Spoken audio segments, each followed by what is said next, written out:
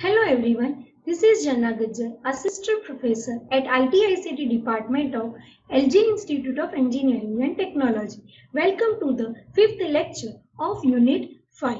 In previous lecture, we have learned about user interface design, in which we have discussed about golden rules of user interface design. Now in today's lecture, we will learn about web application design. So let's start with the today's topic, that is web application design.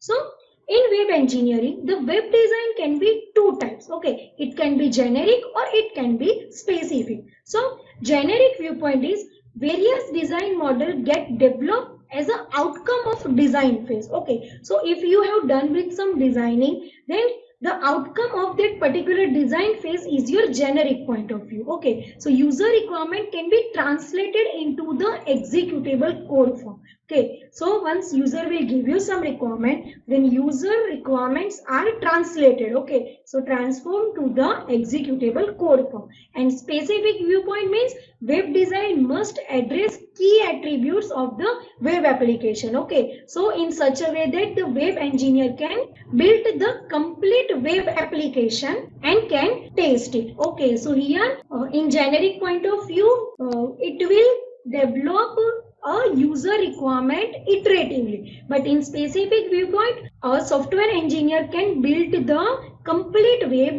application. Okay, so in web engineering, web design can be two types, that is generic or a specific. Okay, so design for web application encompasses technical and non-technical activities. Okay, so that particular technical and non-technical activities includes establishing the look and feel of your web application, then you have to define overall architecture structure, then developing the content and functionality that resides within that particular architecture, and planning the navigation that occur within the web application. Okay, so for each and every project you have to define technical and non-technical activity. Okay, so how your particular software or your web application will look like, okay, that will define in a web application design. Okay, so you are establishing the look and feel, then you are defining overall architecture. Okay, so what particular architecture or what particular style you are performing for the software design, and after that you are defining or developing a content. Okay, so what are the content, what kind of functionality you are using for that particular software, so you have to develop the content and functionality, and then you have to plan to navigate, like how that one particular page is redirect to other page. Okay, so you have to plan for the navigation of your software product. Okay, so this is the technical and non-technical activities. Now let's understand web application design by using a pyramid. Okay, so there is a design pyramid. So the web application design can be defined as a design that leads to a model that contains appropriate mix of aesthetic, content and technology. Okay, so we all know that your web design is a combination of different things. Okay, so the combination may vary depending upon the nature and design activities of your web application. Okay, so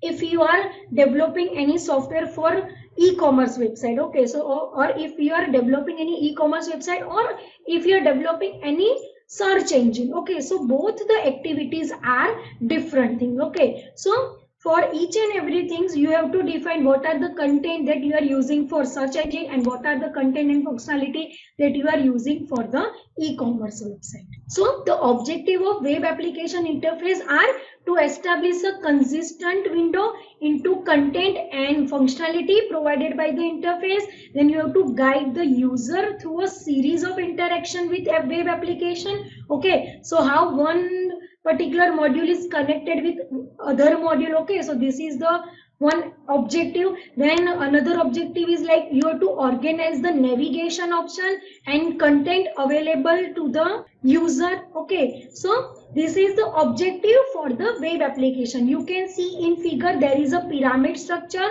starting from interface design, aesthetic design, content design, navigation design, architecture design and component design. So from lower level to higher, from bottom to top, there is a technology to the user point of view. Okay, so what content, what architecture, that is from the developer side, and interface design, that is from the user side. Okay, so this is the design pyramid for web application design. So let's discuss design pyramid in a brief. So we have already discussed there are 6 different levels, and each and every level defines some activities. So starting from the first layer, that is interface design, so it defines the structure and organization of user interface. Okay, so how particular your software is structured. Okay, for an example, if you are writing any book, then what is the structure of that book? You have to define a title page on the first side, then next page is about acknowledgement, then next is a syllabus, then next is the index of your book. Okay, so this is the structure. So in interface design, you have to define the structure and organization of user interface. Okay, so here it is must be easy to use, easy to learn, easy to navigate, intuitive, consistent, efficient, and error free and functional. Okay, so if you are defining a structure properly, then user can easily interact with that particular software, and it also provides a satisfying experience to the end user. And one of the challenge to interface design for web application is the nature of the user's entry point. Okay, so how that particular user is entering in your software, as a guest or as a registered user. Okay, so this is about the interface design. Then the next level is about aesthetic design. Aesthetic design means you have to define the look and feel of the web application. Okay, so how your particular web application is look like. Okay, so look and feel of the web application is defined by using aesthetic design. Okay, and aesthetic design is also called as a graphic design. Okay, and it is a artistic endeavor. Okay, so artistic offer that complements the technical aspect of the web application design. And in aesthetic design, there are 2 important issues that must be focused, that is layout issue and the graphic design issue. So in layout issue, we all know that there is no such kind of rules for defining the screen layout. Okay, but you have to follow some guidelines, like page should not be overloaded with the multiple information. Then the layout of the screen is properly managed, like from top to bottom and from left to right. Okay, so if there is an important content, then you have to put it on the top left corner or top right corner. Okay, so you have to manage all this. Then you have to check for the resolution and particular window size. Okay, so how your particular software is look in a particular resolution size. Okay, so there are some guidelines that you have to follow in a layout issue. And in graphics design issues, the global color, then typeface, then style, font size. Okay, these all things are done. Okay, so this is about the aesthetic design, in which you are defining the look and feel of the web application. Okay, and there are 2 important issues, that is layout issue and the graphic design issue. In layout issue, there are some guidelines that you have to follow for design issue, like if you are using a WhatsApp application in any 5-inch phone and in a 6-inch phone. Okay, so there must be a resolution issue. Okay, so you have to set them properly. Okay, and in graphics design issue, you are applying some font style or size. Okay, so each and everything are measured. So this is about the aesthetic design. And the next level in our pyramid is about content design. So content design defines the layout, structure and outline of the content that is present in the web application. Okay, so you can all see that in WhatsApp application there is a chat is written, then is a status is written, then calls is written. Okay, so in aesthetic design, it will define the layout. Okay, so it will define a look and feel. But in content design, you are defining layout of the particular content. Okay, so how this particular content is visible in the user side. Okay, so generate content and design that the representation for content to be used within the web application. Okay, so which kind of content you are using and which kind of layout you are using for that particular content. So that is about the content design. Then navigation design. So it defines the navigational flow between the content object. Okay, so it will define navigation pathway that enable user to access web app content and function. Okay, so if you click on the sign up page, it will redirect to the registration. Okay, once you have done with registration and you are entering your login ID and password, you are able to log in into the particular account. Okay, and then after you can easily use all the features and function of that particular product. Okay, so you are using a navigational design. Okay, so navigational design define the navigational flow between the content objects. Okay, so to define the navigational pathways, designer must do following things, that is identify the semantic of navigation for different user of the site, and you have to define the mechanism or a method for achieving the navigation. Okay, so designer must follow some things, that is designer will identify semantic of navigation. Okay, so how particular different user are interacting with. Okay, if you are developing any software and you have a multiple user like admin then client. Okay, so how particular client is able to see that particular software and what kind of features that particular admin can access. Okay, so you have to identify the semantic of navigation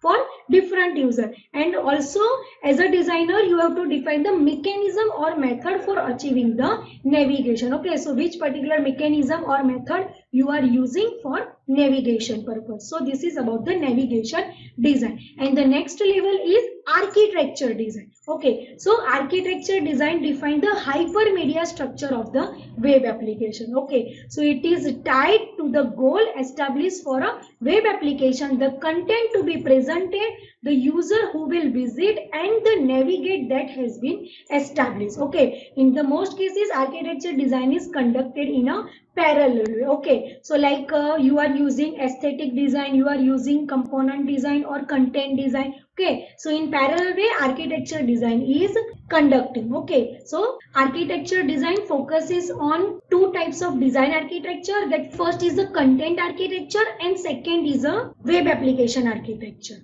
Okay, so the content architecture defines the hypermedia structure of the web application, and the web application architecture is useful for achieving the business objectives. Okay, so this is about the architecture design. And the next level is component design. So define the processing logic required to implement the functional component. Okay, so what particular logic you are using for performing any function to the component. Means if you want to add any two numbers, then you have to apply a addition operation. Okay, so the logic is addition. So modern web application deliver increasingly sophisticated processing functions such like perform localized processing to generate content and navigation capability in a dynamic fashion. Then it provide computation or data processing capability that are appropriate for the web application business domain. Then it also provides sophisticated database query and accesses, and it also establishes data interfaces with external corporate system. Okay, so this is about the component design. You are designing for the component. Okay, so it defines the processing logic that you are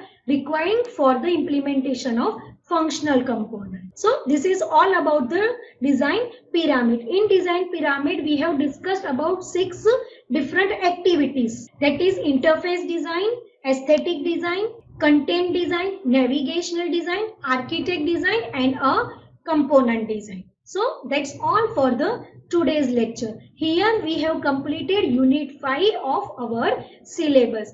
In unit 5 we have learned about how to design your particular software, in which we have learned about what is software design, what are the characteristics of good design, then what are the work product, what are the quality attributes. Then we have also learned about architectural design, component level design, and today we have discussed about a web application design. So that's all for the today's lecture.